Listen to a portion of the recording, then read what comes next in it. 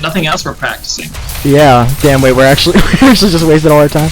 Okay. It's all good. Big shockwave in the top lane. Will disengage successfully. Get out with the phase rush movement speed. Well played by Ulimoto. Yes. Apologies. Yes. I'll just cast. Yeah. You continue casting. It's just a. Bot lane will exchange some trade.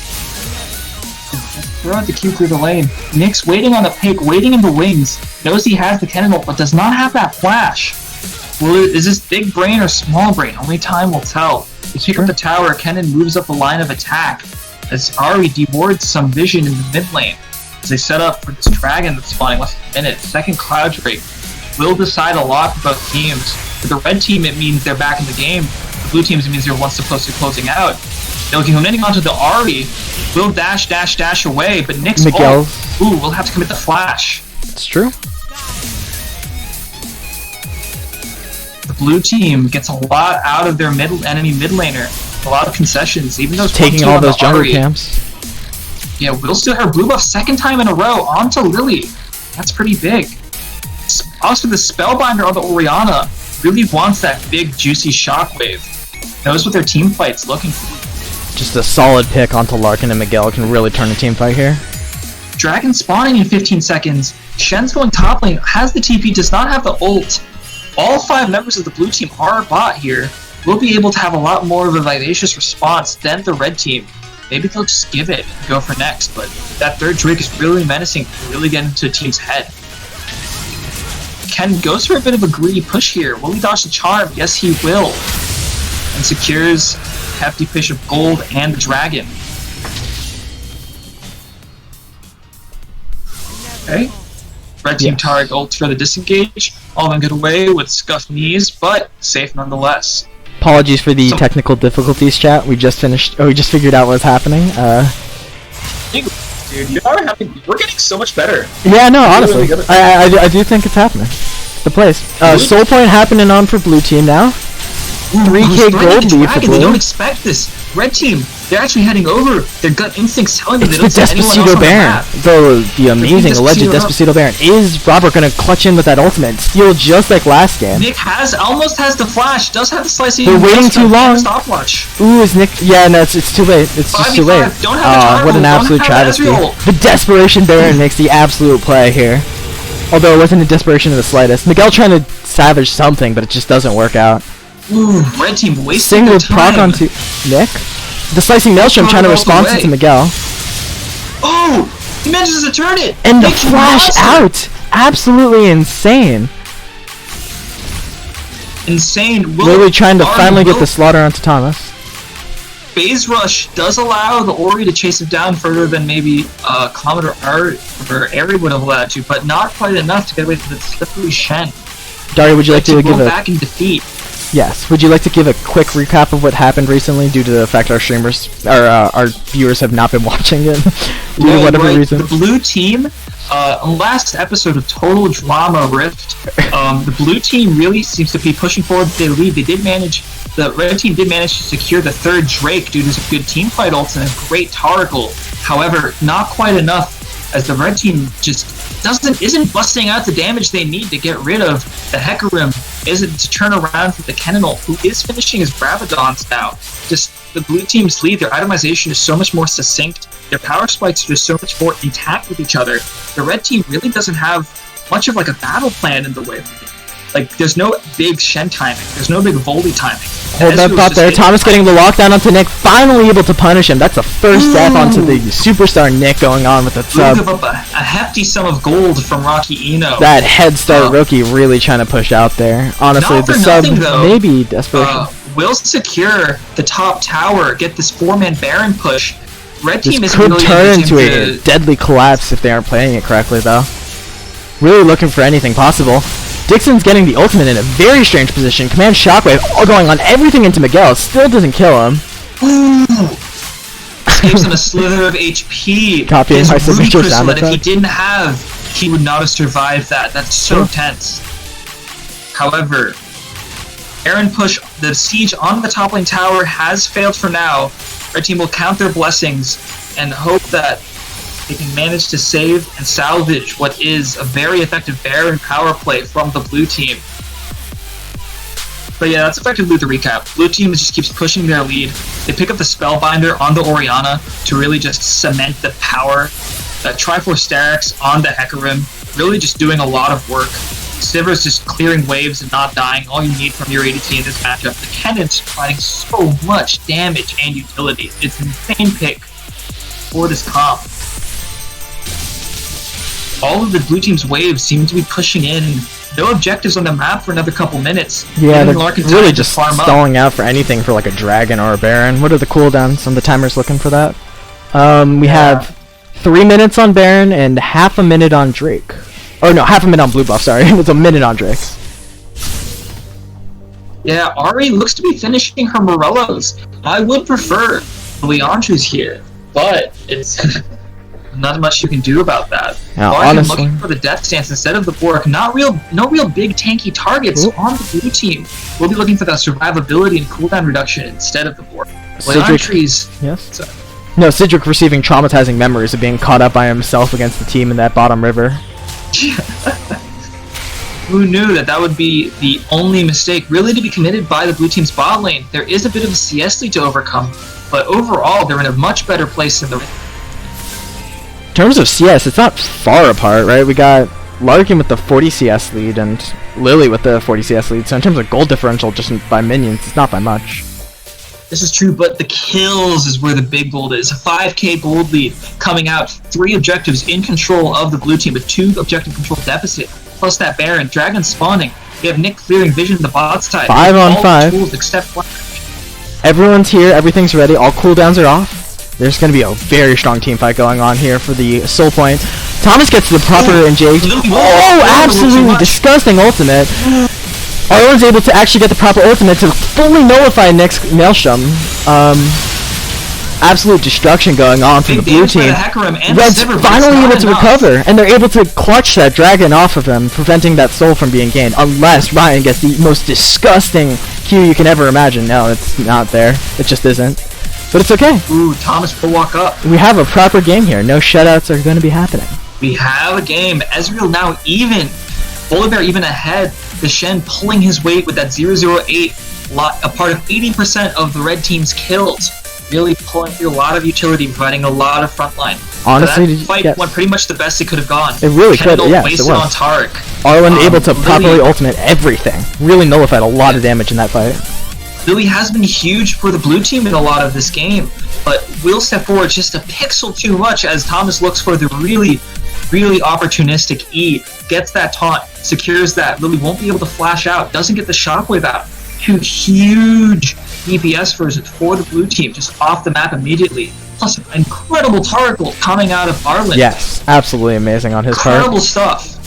Just overall, beautiful execution from the red team. Looks like proving that it's not over yet. And speaking of the red team, it looks like they're pinging that Baron is up.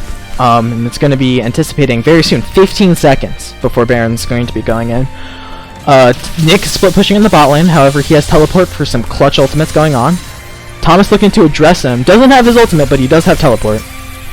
Yeah, Nick does have the teleport and the flash here. Dixon looking for the charge, is there going to be any punishment for that? No. Will get stunned Miguel by trying to push, single ultimate, single charge of the... Oh, really clutch charm on his part, able to really just sidestep that part. Incredible skill shots coming down from Miguel. Incredible charm. Weaves it through the minion wave. Lily thought she was safe standing behind minions, but didn't quite know what Miguel ate for breakfast. Incredible stuff coming out of the red team's mid laner. Looking like the red team's going to engage onto Dragon. Or Baron, sorry. Yes. Gosh, really turning things around. That's the teleport coming in from Nick, looking for some really fancy ultimate. Secondary teleport coming in from Thomas. His ultimate's almost up, and they're really trying to peel off. Sivir's in front though, no one's blocking things for her. Ezreal will ult into the void. Will Nick look for a cheeky E ult. Taric ult is up to receive the cannon's slicing maelstrom. Nick's gonna have to keep Nick's coming in. Oh, and he preemptively presses the ultimate as he has to. That's the bait. Honestly, could be pretty good. Miguel looking presses the ultimate. Dixon coming in with the charge. Slicing Maelstrom punishes that Tarek ultimate not being there in the slightest. It's a slaughter. Absolutely insane. Robert trying to recover what he can, trying to one-shot that ADC in the backline, throwing everything that they can, but the peel is proper. Shields! Command Shockwave will get rid of the bear, get him off of Sivers' back. 0-0 and 12! Astonishing 75% kill participation coming out of this carry, no deaths. And they're really trying to go for the Baron there. Only two available is Thomas with the flash. Is he going to go for the clutch? Can he? Honestly, this will be a very interesting steal if he can. I think he'll go for it too. God knows he has the cojones, but does he have... Oh no, it doesn't. And he didn't... Spine wasn't even what killed him there. That was actually the Orianna Q. Will disengage rather effectively. But this does beg the question. That team fight that the red team was able to take where they got ahead, it really does seem like that was the only scenario where they win, and it required the blue team to really misplay and misstep. If the blue team are on top of their positioning, on top of their carries, and knowing where they are and keeping track of that target timing, they really don't have any tools to deal with the onslaught that is the blue team's engage. Well, I think, honestly, a lot of the name of the game for Red here is just stalling, right? They're trying to delay as much as possible, get their tanks, their items, get Ireland his cooldowns, you know? Really just trying to lock down as much security as possible. Sidgwick will get flash eat on by Gigas. He has 2 levels up on him. Does have the slow, does have the chain. Will disengage. Gets the flash for free from the top laner. The Puck Zazzy ult, not the Modesty ult, will connect with the top wave. Unfortunate. Miguel really looking for something. I could see a ult charm coming in any second. Red team toes their way down the mid lane. Really going for a teleport. Really very interesting on her part. Nick going in for some kind of engage. Miguel sees it. Oh, misses the charm. How unfortunate. Ooh, good instincts from Rocky Eno. That is a proper ult. Robert flashing or ulting away like a little bitch. Miguel not being punished in the slightest, really whiffing that and very poorly. Won't be punished as both teams. Nick looking for something. Really could get some crazy flash ultimate, but he doesn't have flash up. Just kind of pushing it in there. Oh, but Dragon's gonna be spawning. Dragon's spawning in 5 seconds. This is the solid push they need to go to Dragon. The blue team has all but secured that objective. Is Red even gonna try to match it? No, they're just giving it up. That's unfortunate. The soul's gonna be theirs, and it's a cloud soul too. That's gonna be very unfortunate. But not much else. Just imagine the cloud soul on a Kennen and what's it called? Hecarim. Yeah, that's gonna be absolutely disgusting. Too? Yeah. Man. That's gonna be a nightmare on their part. They're really just charging in there. Out of combat movement speed. R signed their comp, and it's really been working out for the blue team. Much more direction, much more actionable responses. The red team just doesn't have the tools to deal with it. The Ezreal first pick really doesn't give them what they need to deal with this comp. Neither does the top jungle matchup. Really outdrafted here by the blue team. Miguel getting chunked for half his health from Lily. Absolutely crazy stuff. Really strong power. Especially she still has her spellbinder fully charged. Can be used at an instant to really just get some insane damage out. Especially since the red team. Oh, that's the clutch ultimate. Not enough. Not quite enough. Everyone's still alive. Hecarim's really trying to charge him with everything they got, but Arlen's really trying his best to peel. Still has ultimate too. Flash out of the Tarek. Still has ultimate. Yeah. Kennen still has facing Maelstrom, so that's what they're probably trying to save it for. It really depends. It's very pivotal on Nick's ultimate. Yeah, this is mutually assured destruction is what we're looking at. Who's gonna press the R button first? It's really just a trigger finger. Nick has the nuclear codes. We'll keep an eye out for any big engages. Most likely waiting for his flash to come up. Has been putting it to incredible use. Will share the red buff with the Sivir, clear the jungle camps, and clear out with no objectives on the map, leaving the red team to suffer with an inhib down, minions knocking on their front door. Larkin has his Quicksilver Sash, which gives him both magic resist and a way of cleansing the Slicing Maelstrom. However, it will only work on a single one of the stuns, so that'll be important to remember. They do get progressively less, but it will be potentially, hopefully, the magic resist plus the death stance will be enough to prevent Nick from tearing his HP bar. Yeah, I honestly don't know if the QSS is going to be doing much. Ooh, Sidgwick being really severely punished here. Again, honestly, for being so far out with warding. Really disrespectful on his part. Ground to no avail. Honestly, just so disrespectful on his part. Yeah, the interesting vision pings. Annie's she's casting herself drinking a bottle of wine. Bot lane actually shoving in with those super minions. Possible win-in game? We'll see. No adjustment at all. Oh, Thomas is going in now, trying to cover those waves. Red team not really getting much from that pick on the blue team support. Oh, Dixon going in for the charge. Gets the proper fear on 3 people. Thomas is able to get the ultimate out. Command shockwave on half. Robert's really trying to go in for the Buffy. Nick really just sitting there, playing the long game. They're kind of just trying to lay on the pressure, you know, because the Nexus turrets are being smacked on. That's one already down.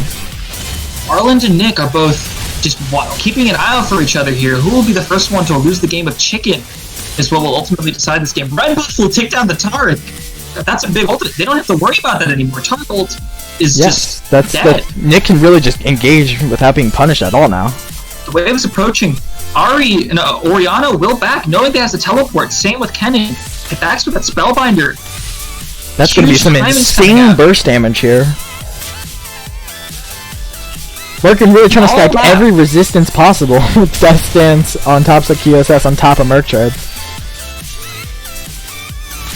The goalie just sloping into an uncoverable mountain. 17-3. Yeah, nearly 10k. Absolutely insane. Almost 10k. 5 tower deficit. I don't know if the red team has the scalings to deal with this incredible lead. However, we are closing in towards the end game, where people are acquiring their final items, and that gold deficit's going to be shrinking very shortly, regardless of how much gold's really there. Very true.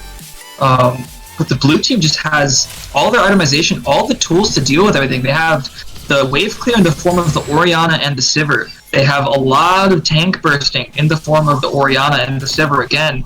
And they have a lot of CC, a lot of heavy team fight. They just know how to play every stage of these next couple of minutes. They're playing it. They're really going for that Baron. They're really trying to put the Death Warrant onto Red. Red trying to do everything they can. Going in for some interesting ultimate. Robert trying to go for some clutch steals here. I can believe it in him. Do we have faith? Is it going to be too late? That's a teleport. Oh, in the Slay. No, there's no stealing happening. However, solid team fights going on. Larkin ease out, doesn't give anyone the invulnerability. Ryan's coming in for the slaughter onto Robert, really just trying to clean up here, and that may be game. Miguel looks for the BMX. Miguel going for some incredibly disrespectful charge. They're going for the double teleport into top, or into bot, just really trying to end the game here, and they're not going to be able to back, and that's the surrender. Alright, 22-13, and we have a series, it's 1-1. 17 seconds. 1-1. Team PP will tie it up with Segmentation Fault, creating a bash slugfest of a second game. Incredible execution, immaculate drafting, incredible plays from all players really. Everyone did their part to really round out their team fights and to really make the comeback a reality. Will catapult them into the best of 3 third game, a sacred title. Okay. Look at the damage graphs. We see the Oriana and the Sivir tapping out by quite a decent margin. Ari getting up at a second as the most on the enemy team. But ultimately, they just have so much more damage bars on the blue team. So much more to work with. Incredible stuff. Yeah, some incredible stuff, honestly. Those were some fantastic games on their part, I think. Really, really solid stuff. There you go. Let me cue into the stream. I'm gonna get some more pasta too. Okay. I'm gonna read some chat stuff. I can't see the stream. You're all good. Oriana of Sivir. Yeah, honestly, Lily had some very clutch ultimates there. Important parts on there. Ryan even getting cleaned up in the end. Stream? Type if you're watching. Yeah, we got Nick with the my Kennen OD though. Lily saying my Ori is clean. Yeah, your Ori is indeed clean. No, Nick, those Kennens was absolutely insane. Yeah, honestly, Miguel got that insane charm with you. Yeah, the Kennen was the hidden OP. Like the fact that you basically had to pivot. Yeah, you had to pivot the draft into that, right? Taric had to like come out and just try to get this ultimates, and as soon as he was dead or he missed the ultimate, it just absolutely insane punishes.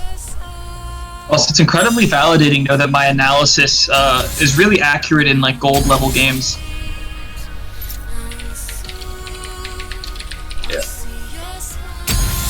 Yeah, Larkin, Connor, get in the...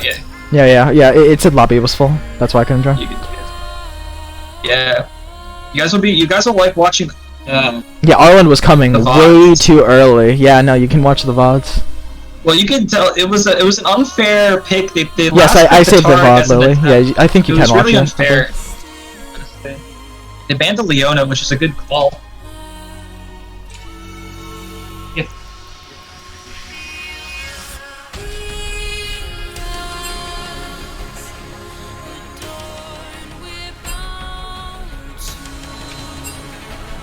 Ooh, some trades are going around, finishing that, looks like another substitution maybe coming in. Oh no, just some rando. Okay, hopefully they'll kick out the trash soon.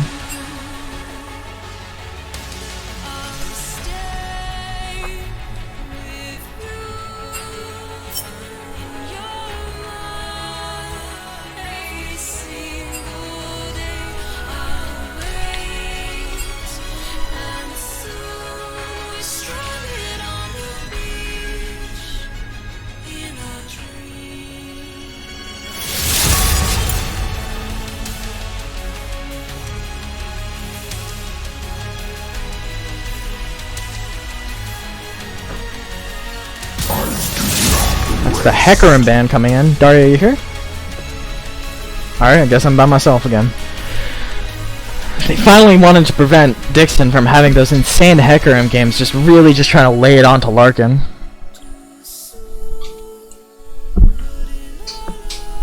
Well, now I'm just mad. Zach band. Kha'Zix band. Really just trying to figure out anything that Dixon could do to one-shot Larkin.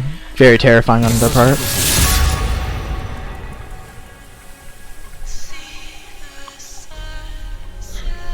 Let's check in with chat, see what's happening. I haven't seen anything if you guys were typing, apologies. But I see now. Are you certain?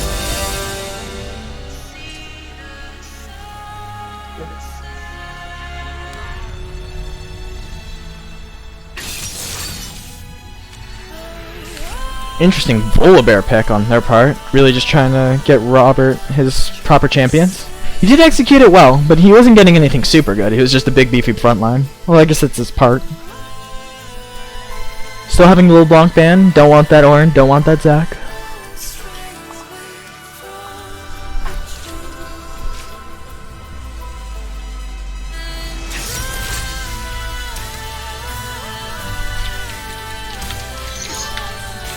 Come back to the spicy Draven pick.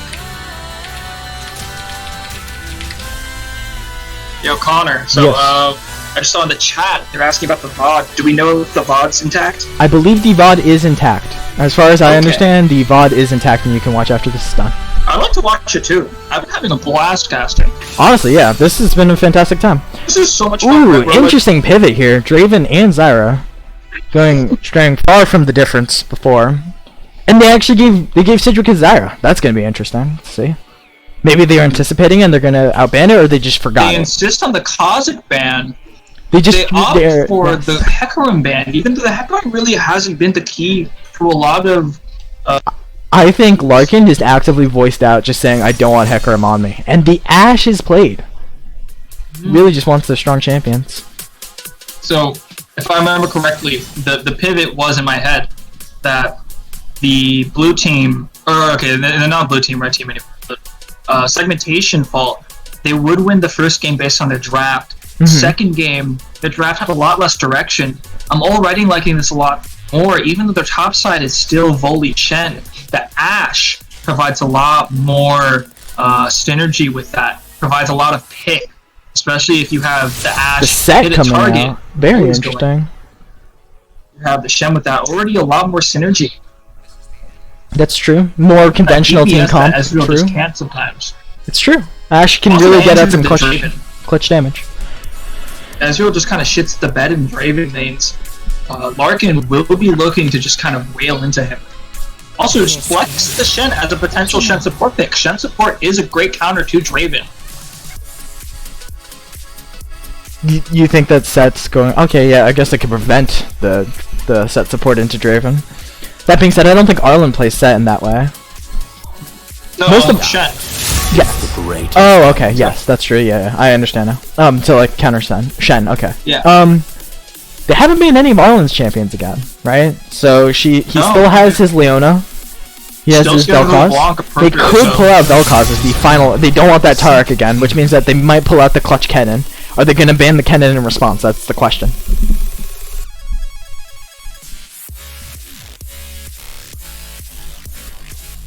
Let's see what the chat's saying. I don't see much. I love the final set pick coming out of the red team. Really flexing it between mid, top, and jungle gives them a lot of fluid loop. A really solid bot lane. Ooh, and the Kennen, the Kennen yet again. Okay, so we're gonna get the Kennen, but there's no Taric in response here. So what are they gonna do? That's the question. I guess you can get a Morgana with the Black Shield to help at least one person survive, but there's really not much else you can do against the Kennen. Another potential answer would be to pivot the Shen into support, pick a Mordekaiser top. They're probably not going to be doing that, however. I don't think. I guess Thomas does play Mordekaiser. That is a potential. I could see that.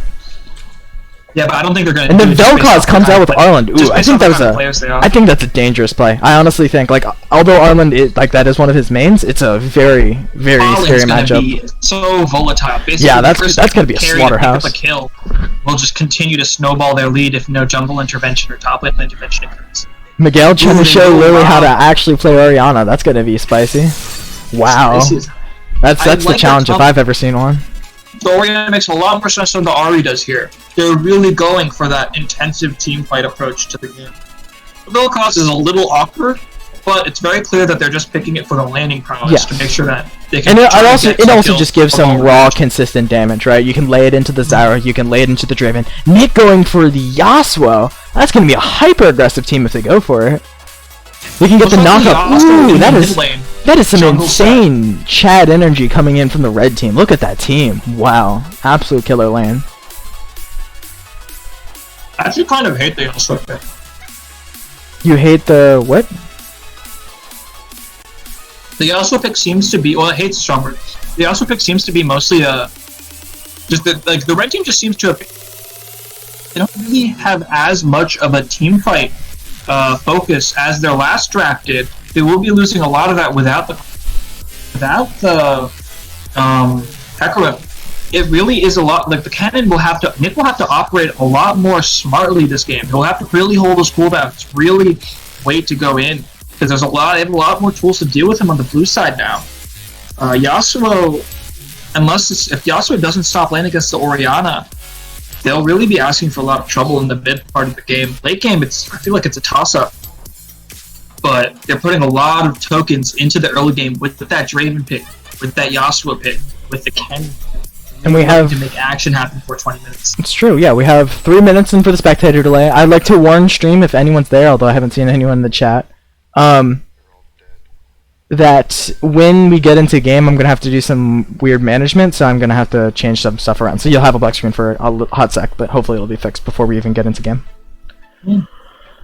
Okay, so going into draft, you said it'd be 2-1, I said it'd be 2-1. However, you said that it'd be Larkin's team who'd clutch out the 2-1, and I said it would be Alex's, correct? Right, okay. It's all going to come down to this final game, honestly. I do like Larkin on the Ashe a lot more. I think it gives him a lot more room to work with, especially in conjunction with the rest of his team. I think Larkin has a lot more.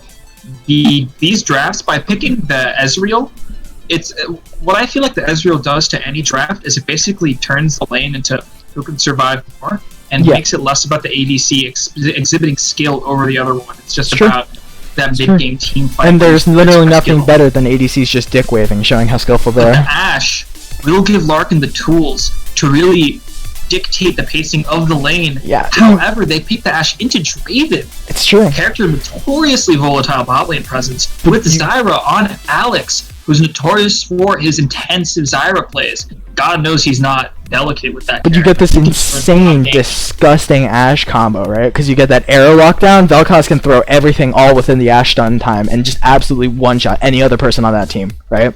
The only person that may not one-shot is Set, right? If Yasuo... here's the interesting thing. Do you think Lily will be able to wind wall some Ashe arrows this game?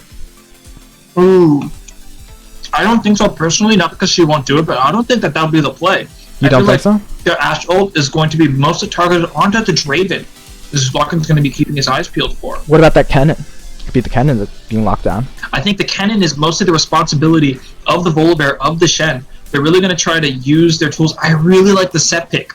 I think the Set gives them a lot of the things that Hecarim couldn't really provide for them. The ability to just like to reverse effectively the Volibear engagement.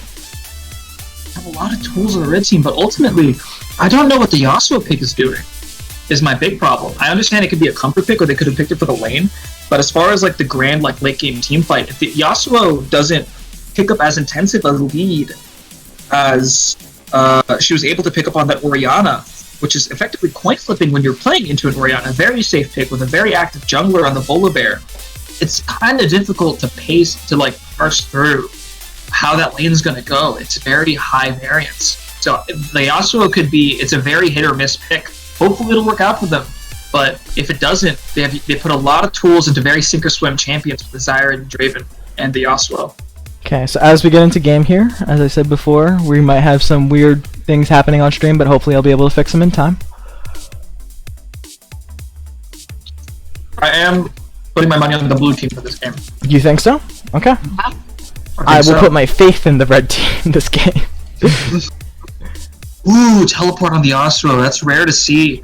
Do like it though. Ooh, quick loaded too. Halo Blades on the Draven, a personal favorite. Very effective. Larkin will opt for the lethal tempo on the Ashe. Looking for that lane presence. The Ashe lethal tempo just gives you so much command over the lane. It's insane. You land a W, you get the lethal tempo proc, and suddenly the entire wave's gone. And we are into game with movement immediately. Proper loading and everything.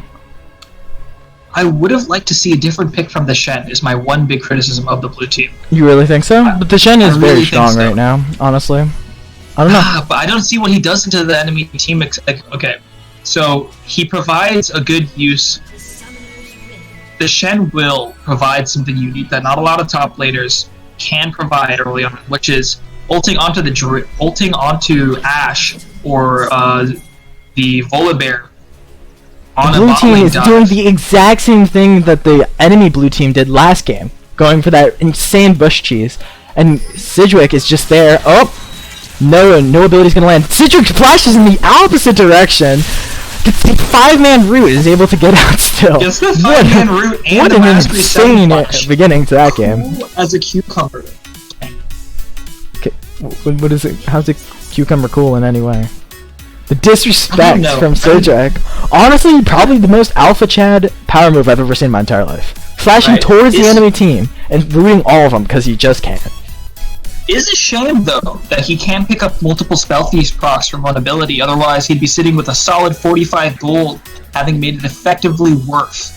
However, will go into lane with that flash. Willie Moto saying in all chat, FF15. I can understand that.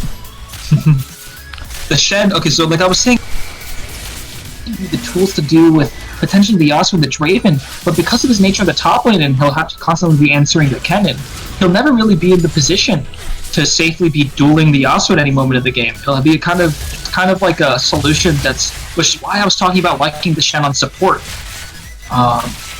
We'll see how it ends up going. Incredible Draven skin in the bot lane, giving them the definite Mecha Kingdoms with the chroma. Absolutely insane stuff. Both very heavy poke lanes, but at the same time, both of them opt for the Doran's Blade. Sidgwick already under half health. I'm incredibly surprised that Larkin opts for the Doran's Blade instead of the Doran's Shield. Same onto the Draven. Arlen going for some geometry styling. Gotta respect him. That's what makes the Vel'Koz actually very effective into Draven, because he always has to advertise where he's moving next. Makes it very easy to land his W stacks and potentially a Q. Just barely missed there. His action prevails in the bottom lane. Mid lane, Lily really just stressing her dominance over these first couple of waves. Going for those cheeky Osmo trades. As Set finishes off some of the camps at this top side. They'll take his Raptors before the topside Scuttle Scales, carrying the topside clear of Robert, who's a little behind. Opted for a clear that wouldn't give him level 3 until he finished 4 camps, which could be pretty ineffective for health. Except to be a lot healthier than he is here. It's true. Some skirmishes on the Scuttle may happen. Robert decides to back off. Health difference will make the Scuttle possible take. Neither of them have Smite, so both of them have to be wary. Lily's able to get that control. Will secure do it with the rotation while Miguel decides against it. Bot lane, incredibly volatile. Cedric's been chunked out twice now. Still has a single pot though. Robert will take the Constellation Gromp again for his first back, most likely being able to pick up the Skirmish's Saber. As Set picks up both Scuttle Crab. An impressive big, putting him close to level 5, while Robert still sits at level 3. He sets his sight to the bot lane where they don't have vision of him. Looking for a potential gank. The blue team's instincts will be enough to sight him out. He'll just back in the bush. Someone Mia pinged the Dixon over there. Question mark ping on Dixon. I think the instincts are gonna. Here we go. We'll walk away, have gotten nothing. Maybe head towards the opposing team's Krugs where he still remains unspotted. Does have the flash. They do maybe look to force something. Cedric going down to 200 health. Cutting it close. Dixon missing the facebreaker. Quick reaction speeds from Arland. You know, Larkin does have the pot advantage still in this lane. 3 pots on the blue side. Lane going splendidly in their favor, keeping a nasty freeze on the red side. Potential to if Spade doesn't crash. Now, I play Draven a decent bit myself. Item timings are very fickle because you almost never want to back unless you have BF Sword or Vampiric Scepter. So he doesn't want to back now, even though they're at a huge deficit in terms of pots. That is true. Some plants, some seeds are being set up by Alex, looking for something. Arlen able to get those solid geometries off. Honestly, I'm impressed. And Miguel had to go for again the double Doran's Ring against Lilimoto's Yasuo. Volibear is with the Skirmish Saber Speed and level 4. If he knew that Set had just backed him and was heading towards the top side of the map, he would be able to squeeze in the drag, but doesn't instead wait in the wings for the potential bot lane. Oh, there comes the engage. Robert immediately flashes, tries to go for some kind of engage. Oh, and they're going to have to back off. That's unfortunate. He will expire. The teleport's coming in from response. Nick's trying to come in and do something here. Oh no, it's Lily. She has ultimate. Can do some absolutely disgusting stuff here. Really just a safety here. And immediately back. Which means he TP'd in from the mid lane. That's a huge expenditure. Nick may get the clutch. Oh no, Thomas is able to safely escape. Yeah, both sides exchanging blows with no blood broken quite yet. Flashes that remain on the red side on support, the mid laner, and the jungler, while the entire mid and bot side of the blue team have all their spikes, all their flashes. The teleport coming in from blue, they're really trying to look for. Oh, and the Draven relentlessly is able to go for the back. He does not even pause a second there. How unfortunate. They had their flash, they had the tools to potentially cancel it, but the blue team decided doesn't feel like it was a play worth committing to. How unfortunate, especially with Arlen being able to throw any of his abilities to use it. Yeah, they will. Hey, Nick will be able to get a couple, potentially 2 plates on the top turret. As well as a strong denial of CS here. Strong CS denial for sure. We'll be continuing to stack up that coal, looking for a 10-minute finish. On pace for what is an incredible coal timing. Draven does have the BF sword, all things considered. However, now Larkin and Arland are ahead in levels. This is true, but they will be backing immediately.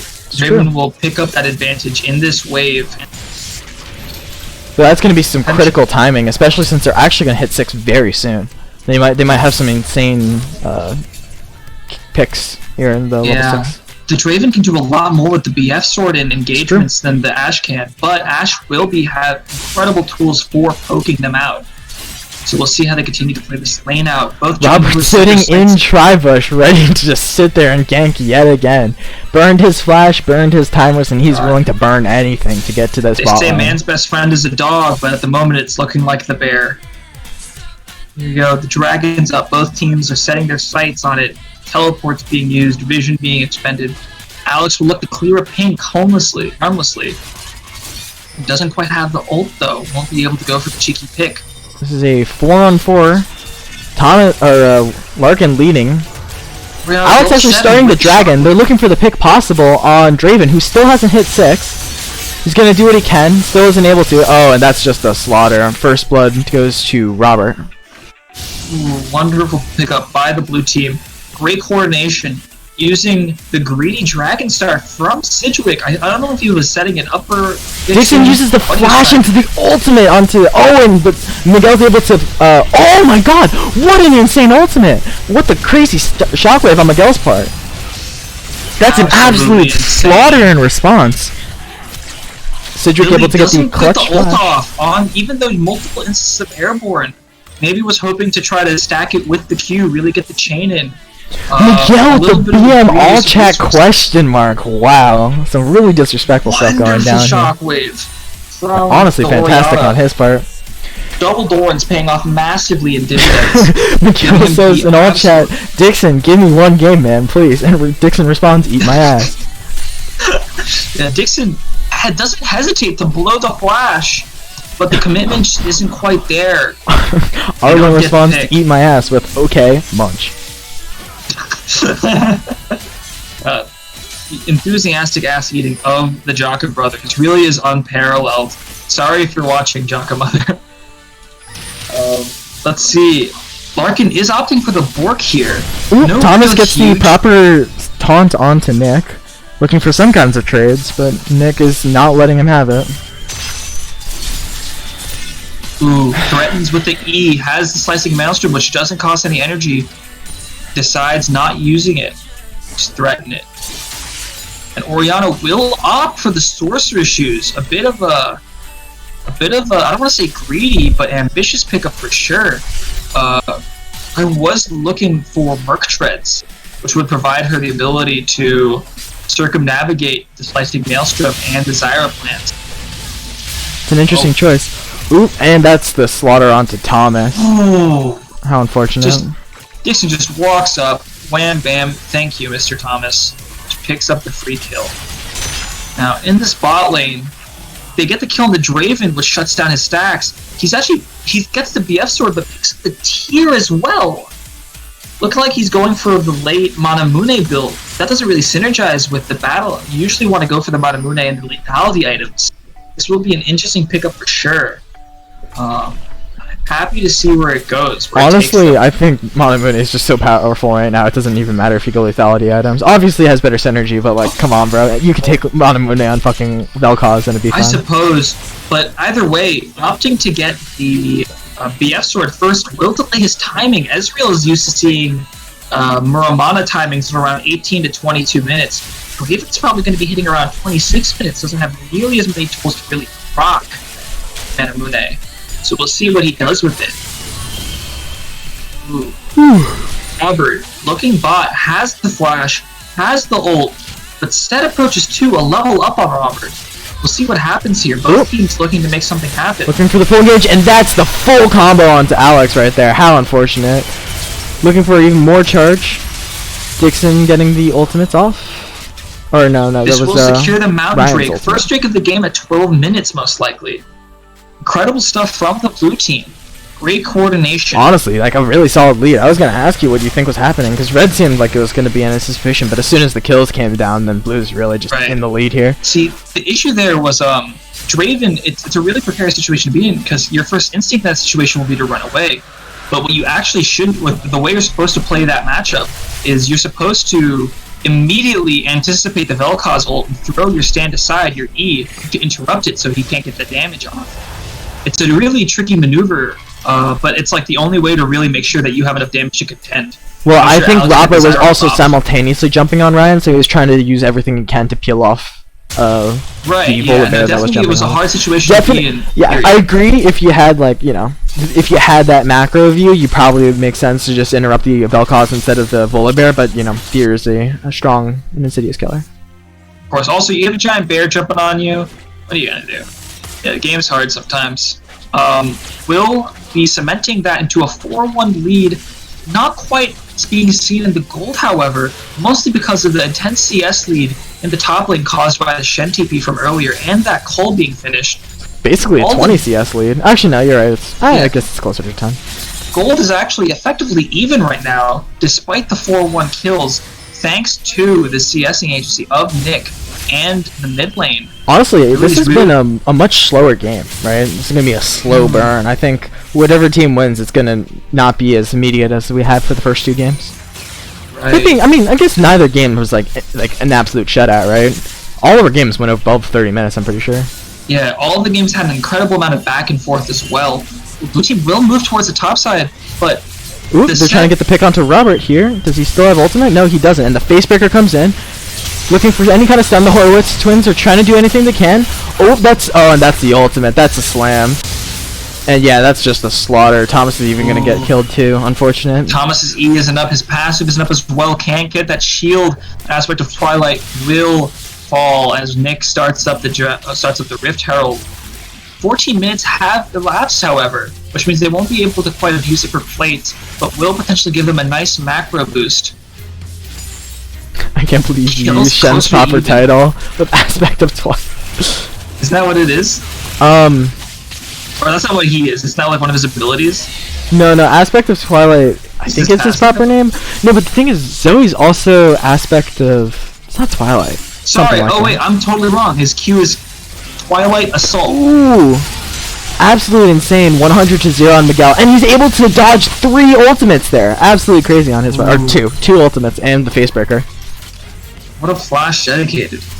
Alex not quite having the game he'd imagined he would on the Syra. Not really quite working out for them. The bot lane matchup seems to really be favoring the blue team at the moment. However, yes. He has proven. No, you go. I was going to say, however, he has proven that no matter how far he falls behind, you can't ignore the plan. It's true. Yeah, I mean, Billy used her wind wall there, so I was saying that Larkin could have gone for like a very strong engage on the Crystal Arrow, but they decided against it. Lily going for some trades onto Miguel. Just some absolute slaughtering damage, even if it's just a 1-in-1 Yasuo. Wonderful. Gotta love that champion. For sure.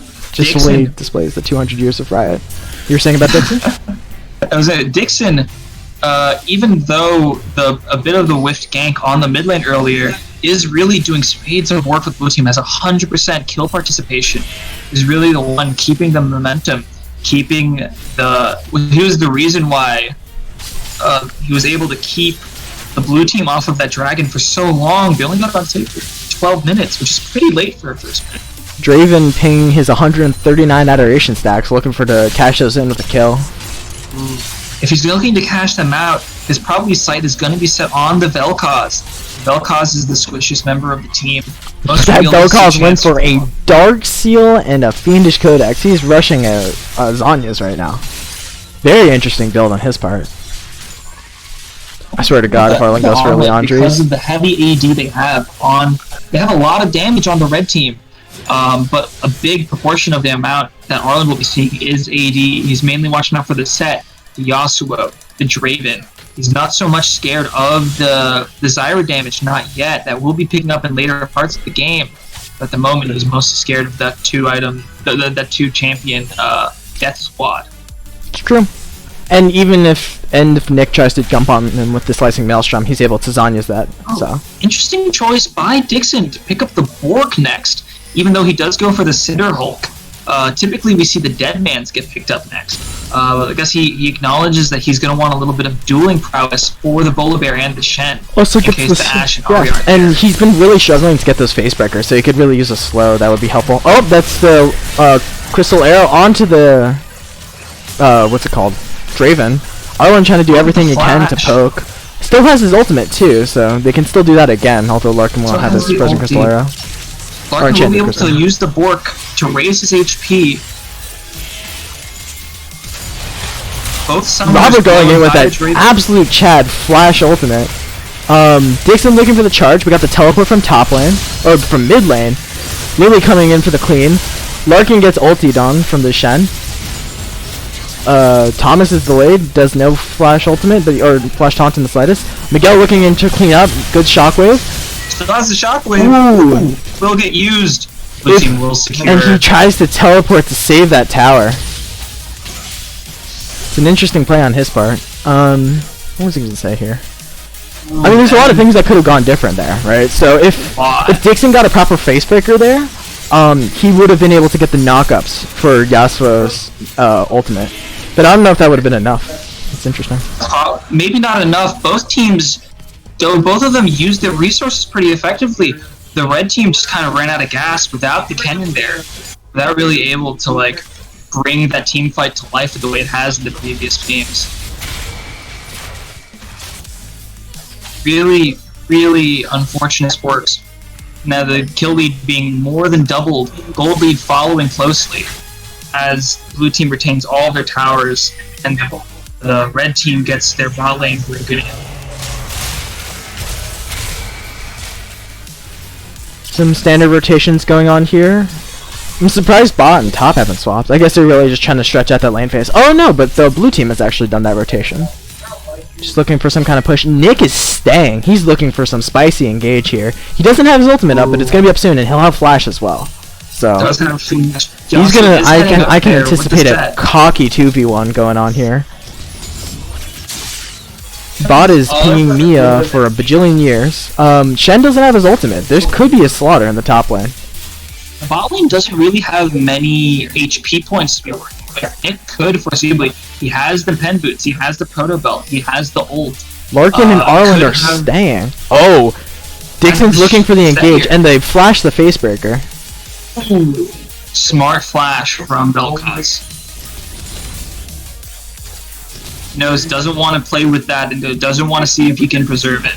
Doesn't want to risk it. Will flash. Nick really looking for any kind of engage here. He's just been sitting and waiting and sitting and waiting. He's got 3 levels on Larkin and Arland here. Yeah, that XP sitting in lane, it's been paying off. Draven without a kill, frustrated not being able to put only got 80 adoration stacks. Really just small amounts of testosterone here, honestly. That's not where you want to be. Let's look at builds here. We got we got Manamune on Draven, we got the Archangels. Oh, that's the slicing maelstrom coming in from Nick. But they're able to peel it off. Larkin getting one shot, but is Arlen going to get the response kill? No, he won't. But Robert's coming in, trying to get anything. He gets the lockdown, just a single Q. Oh no, he can't even get the single strike. Oh, that's unfortunate. Nick's going to survive that. Wow, that's a solid encounter. They do, however, get the return kill on the set. Have a decent shutdown on him. But tilting Larkin in itself, yes, but tilting Larkin in itself is a proper strategy. This is true. They have a mental deficit now. Cedric trying to solo defend. He uses his ultimate. Thomas misses his flash. What an embarrassment! He's gonna. Oh, and Arlen dies too. What a travesty! All the Mia pings. Incredibly well played. Oh, Ryan actually whiffs it. Oh, that's really unfortunate. He could have just procced the blast cone. I'm assuming Nick is tilted for that. A lot of tilt going both ways, honestly. A lot of. That being said, the red team picks up a lot there. They managed to... Yeah, they that spectacular fail by blue team onto that top tower dive. Just Cedric able to survive that 1-3-3, get a kill, and almost get another.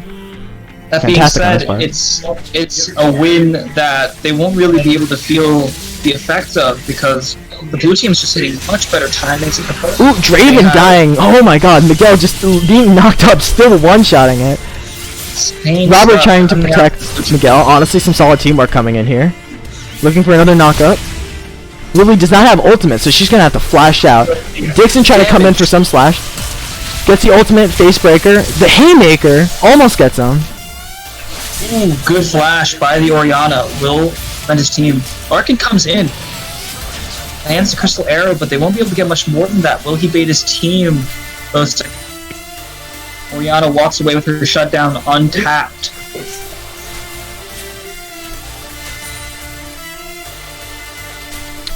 Yeah. Even opted for the Stormraiser first item. Honestly, that's true. This game has felt a lot less dragon focused than the previous two.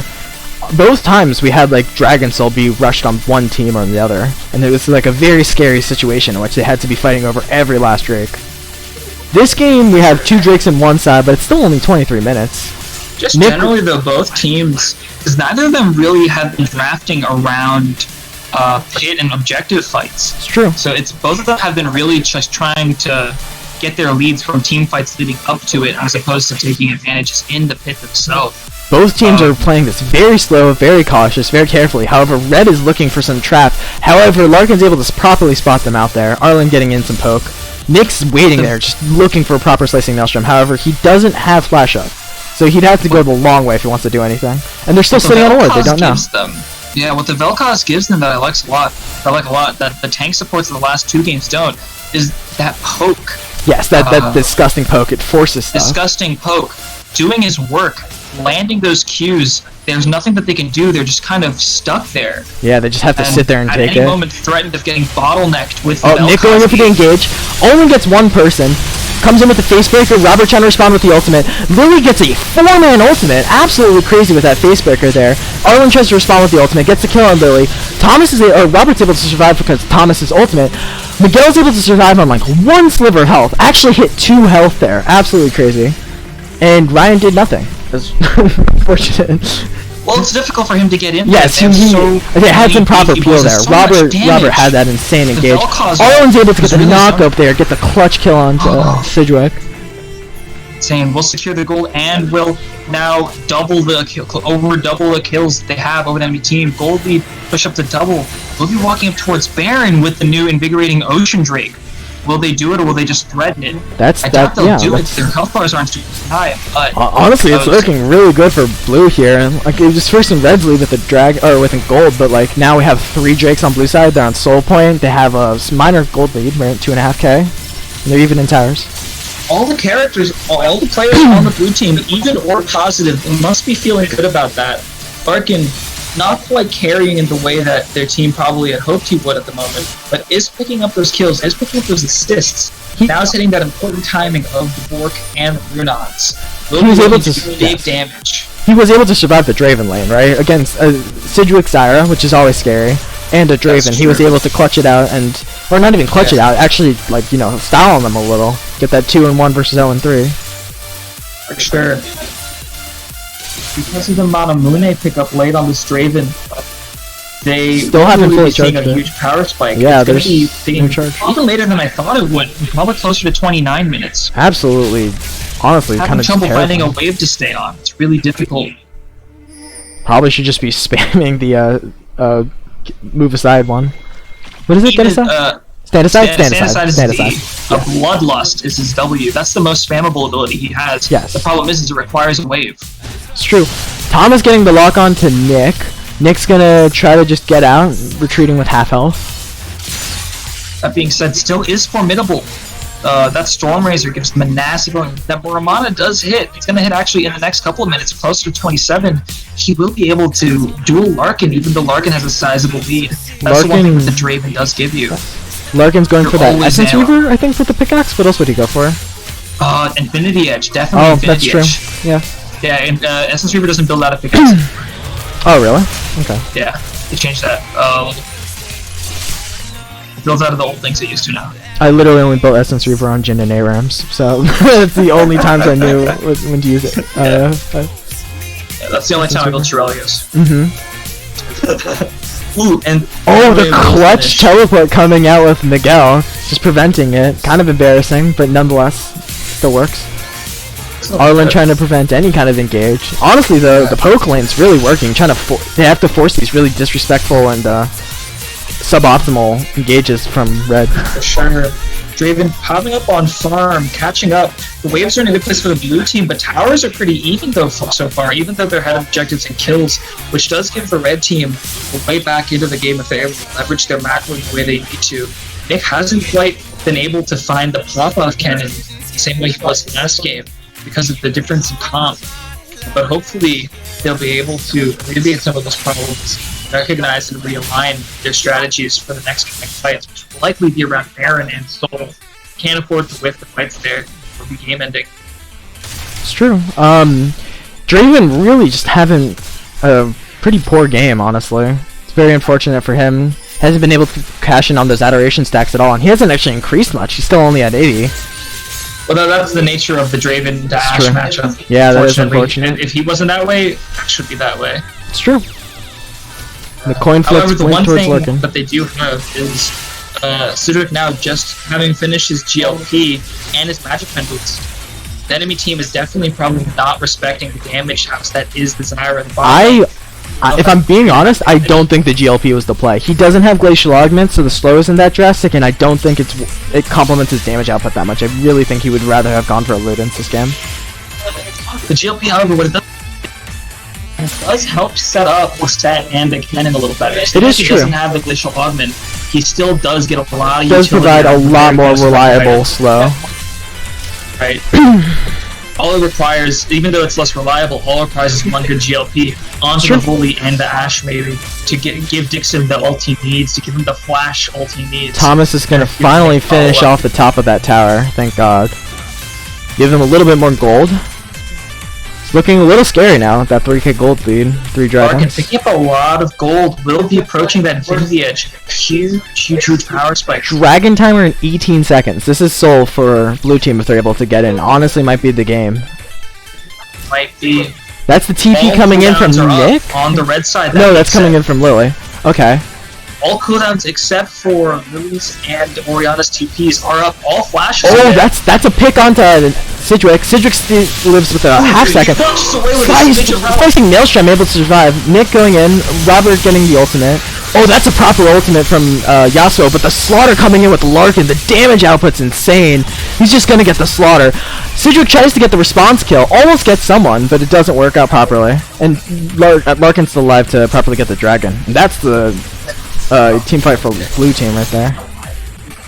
Slicing Maelstrom won't be enough. Doesn't quite have the setup. It wasn't able to get onto Larkin. That was the issue there. Even though they got onto the people with the bounties, the Volar Bear, the Shen, it wasn't enough because they needed to get Larkin. The blue team will secure this soul and potentially Dragon Vision as well. This Ocean Drake, amazingly well utilized on the blue team. A lot of tanky boys, a lot of big mana expenditures. You don't get the mana regen that you used to with the Ocean Dragon, but with the Ocean Soul, you do get mana regen again, which doesn't phase out of combat. So it will be good for those Ashe doubles. It will be good for those Vel'Koz keys. It will basically give a pseudo move up to every member of the blue team.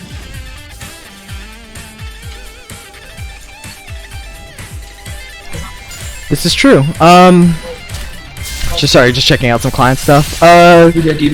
Vel'Koz getting some vision on Baron Pit.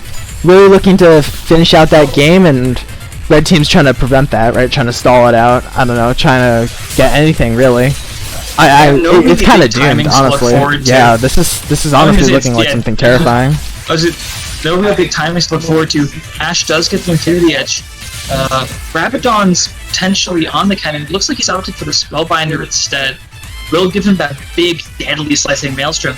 Not much match resist has been picked up on the blue team, so you never underestimate the power of a really well-driven cannon ult. But to get back into this game, they're going to need to land everything on top of each other. Zyra ult,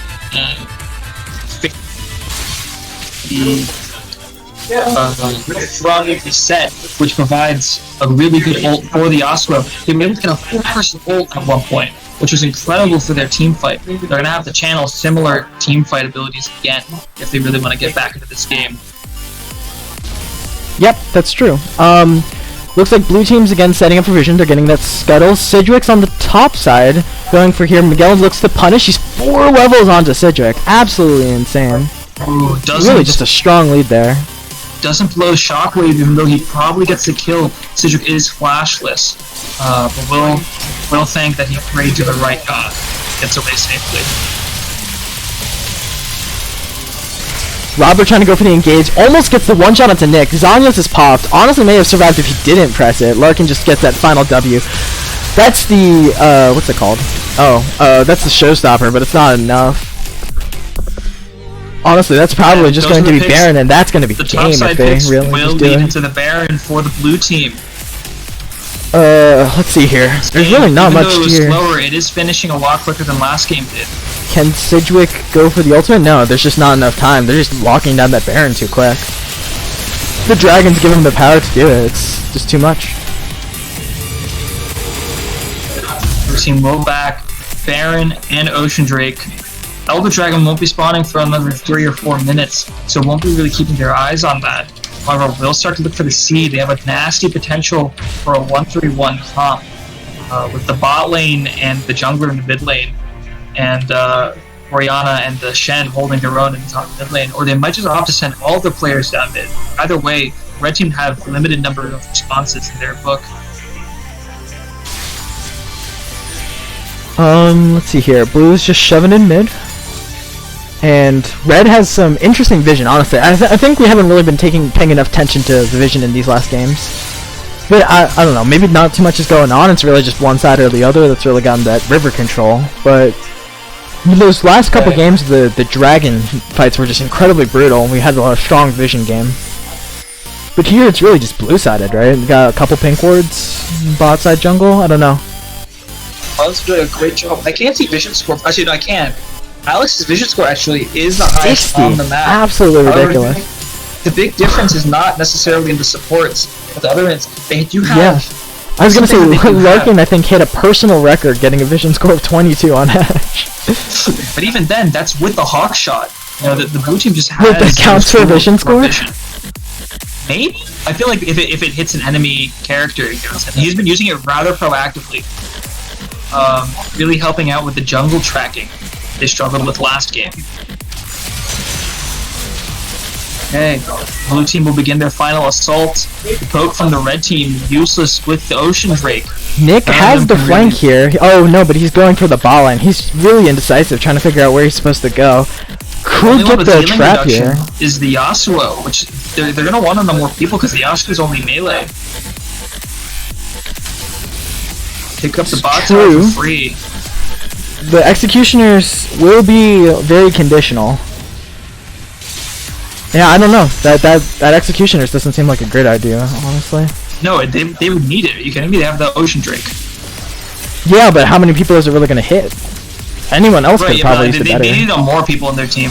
Yeah, it's true. Sure. Miguel has that ball planted, ready for some shockwaves. You need the set to have it. You need Desire to have Merlas. It's a really tricky business for the red team. They don't seem to have the tools to deal with the onslaught of the blue team. They don't have nearly as much wave clear as another big problem they've started to run into. See here, blue team, however, kind of meandering. They are securing double camps and vision. I think they're stalling. They're getting the Elder. Elder is up in 11 seconds. The old Team Liquid. They're waiting for the enemies to death. Yes. Nick's coming in. Is he gonna get the disrespectful thing? Oh, bush for the Q. Oh, that's a slaughter. The bush cheese is just absolutely disgusting. Robert going in, senselessly pushing in. We will get the flash out of Sidgwick though. Even though he did have the Banshee spell, was effectively safe. You never know what the Bullet Bear can pull out of the bag. That's gonna be Elder. Dixon staying around, going from the backside, looking for some crazy steal potential here. Flash, does have ult. Larkin is having none of it, trying to go for the push. Robert and... Oh, they're going for the trades. Is Shen ulting onto Robert? No, okay. Dixon's still staying, getting ready to go for this Elder. Is he going to go... Oh, and he's spotted. They don't have any vision, so this is going to be a blind steal if he goes for it. Might be able to put that to use. Someone on the map he can only ult over if he has vision. He needs to point and click on someone. He gets the ult over the wall because he got vision. Alex DC's mid game. Yasuo gets the ultimate. Dixon dies. They're gonna be able to get the steal. Oh, but Yasuo's still alive. Oh no, but Blue's able to secure the dragon. That's the Elder buff. That's the that has to be game. Thomas is split pushing top, just taking down those towers. 10k gold lead. Towers, Soul, and now Elder Drake. Yeah, if this isn't Doom, I don't know what is. It's absolutely insane. Incredible display. Surrender vote for Red Team. No comment. Incredible display of back and forth from the side of the red team. Really wasn't over until that last Baron fight. Nick looking for some crazy flank onto Larkin. Larkin misses his ult by a mile, just absolutely one-shot, devastated. Did he just stall the game out for another 5 minutes by one-shotting Larkin? Let's find out. make Cedric disconnects yet again.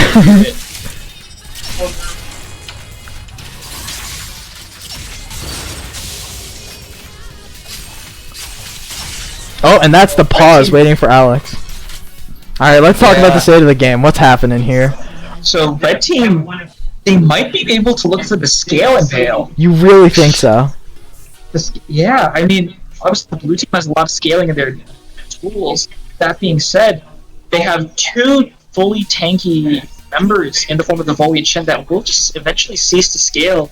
They have a very susceptible Ashe and Vel'Koz. Draven will continue to increase his damage. Yasuo will continue to increase his damage. It's looking pretty insurmountable at the moment, but if they are able to get their carries to have a couple more items, scale up the moment to maybe 15 minutes, Gathering Storm procs start to kick in, they unironically have a decent chance of bringing it back. Dario, who was Gathering Storm? What champion has Gathering? I don't think any of them have Gathering Storm, bro. Oh, it's fucking over. Actually, Alex might. I feel like Alex is Gathering Storm. I feel like Alex has Scorch. Well, we'll have to check that in the Horizon post-game. Of course. Red team holding on. Mental's in a good place.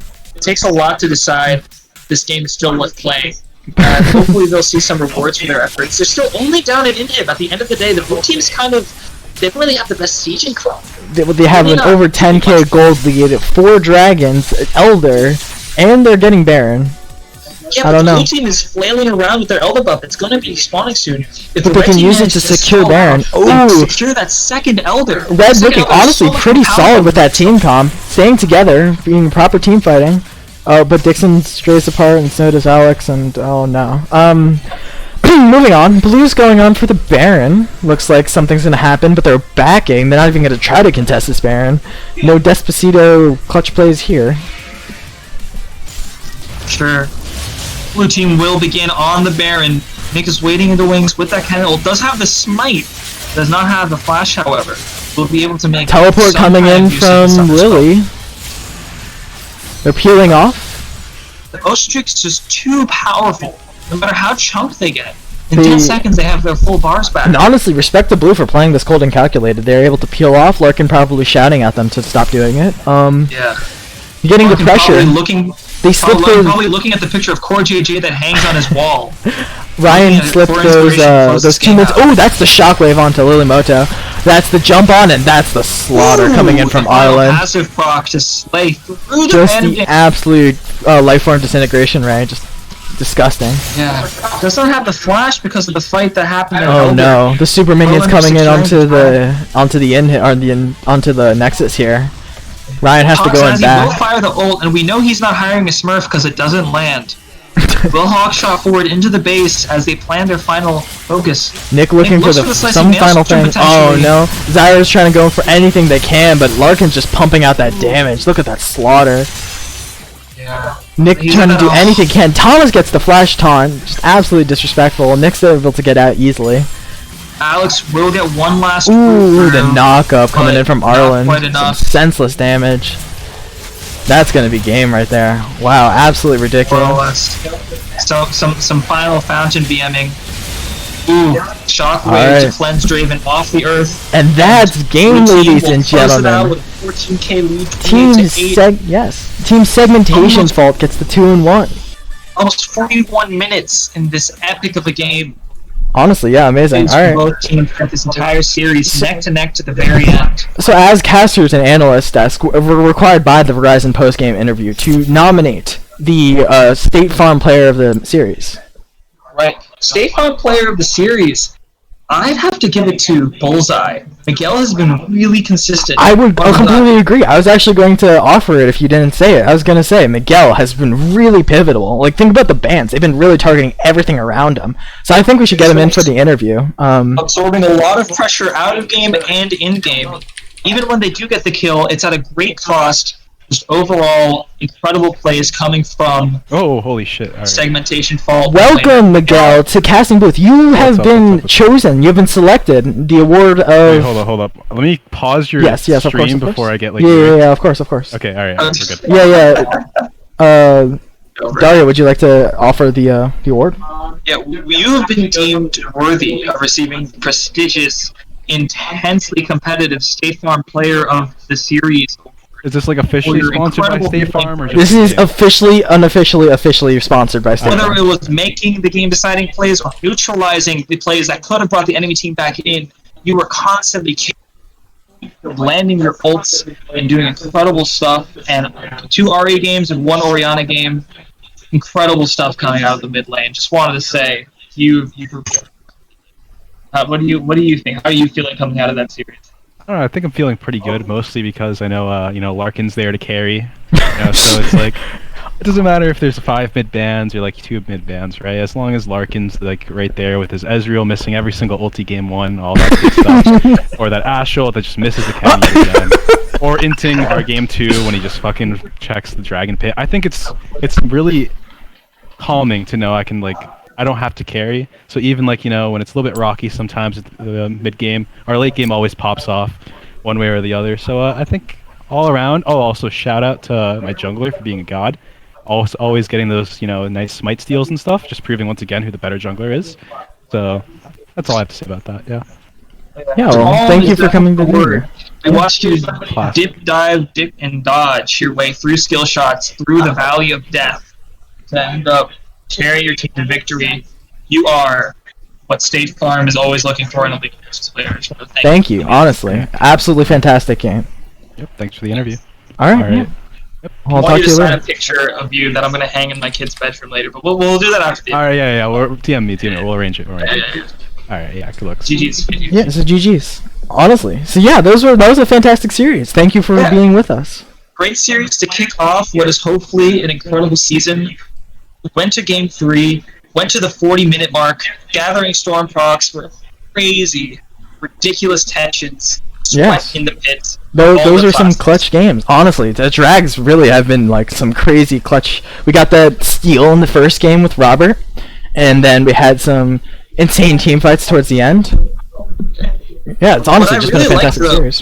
What I really liked too was that you could tell that the qualities of the game were just getting better as each game went on. It felt like both teams were really coming into their own as the game went on, intensely maturing as a result of the competition. Really, really great to see these players learning from their mistakes and developing. Excited to see where that leads further down the line. Yes, it's true. The games get more intense. It leads to a lot of questions, right? Is Nick going to stay on as a permanent part of a roster, right? That Kennen showing was really strong, right? Kennen in the second game was, in my head, I was either going to give it to Miguel or to Nick.